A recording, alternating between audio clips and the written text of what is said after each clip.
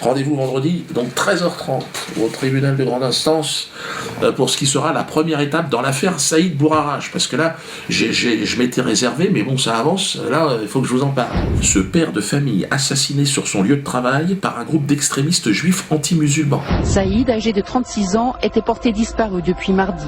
Ce soir-là, vers 19h30, à l'heure de la fermeture, le maître chien refuse l'accès à un couple. Ce dernier appelle des amis en renfort. Le ton monte, s'ensuit une altercation avec le vigile, des insultes, bousculades et des échanges de coups. Très rapidement, 6 personnes de confession juive âgées de 19 à 27 ans sont interpellées et placées en garde à vue. Les 6 agresseurs présumés qui avaient laissé leur voiture sur le parking ont été arrêtés moins d'1 heure plus tard à leur domicile de Pantin. Certains étaient connus pour des faits de violence. Le corps du vigile a été repêché en début d'après-midi sous les yeux de sa famille.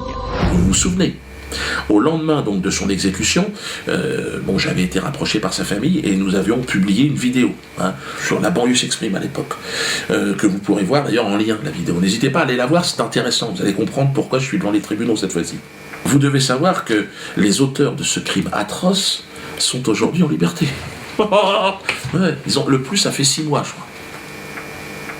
Ils l'ont roué de coups, plus de 50 coups partout, dans le visage, dans le corps, partout. Il était massacré. Ils l'ont jeté ensuite dans l'eau glacée du canal, et ils ont dit non. Là, ils sont en train de dire non, c'est un accident, enfin, on n'a rien à voir là-dedans, il a voulu nager.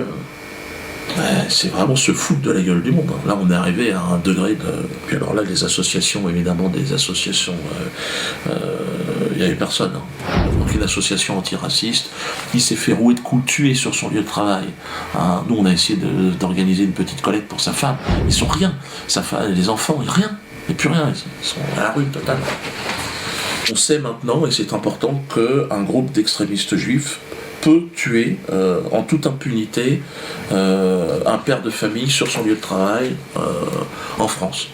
C'est tout à fait dans la mesure où il fait une demande à la mairie 15 jours avant. Parce que, après, il faut s'organiser. Alors, les associations, en fait, d'antiracisme m'attaquent moi, parce que je m'en suis pris aux assassins de Saïd. Ouais, parce que, soi-disant, je les aurais injuriés. Les criminels de Saïd Bourarage. Mais je leur pisse à l'arrêt, moi. Je les insulte, ce sont des rats, et je les emmerde. C'est ça, le procès du 13 de vendredi. C'est que moi, j'ai dit, c'est pas normal, oh. On peut pas tuer un père de famille parce qu'il est quoi? Parce qu'il est maghrébin? Parce qu'il est musulman? Parce que c'est un simple travailleur français? Antisémite.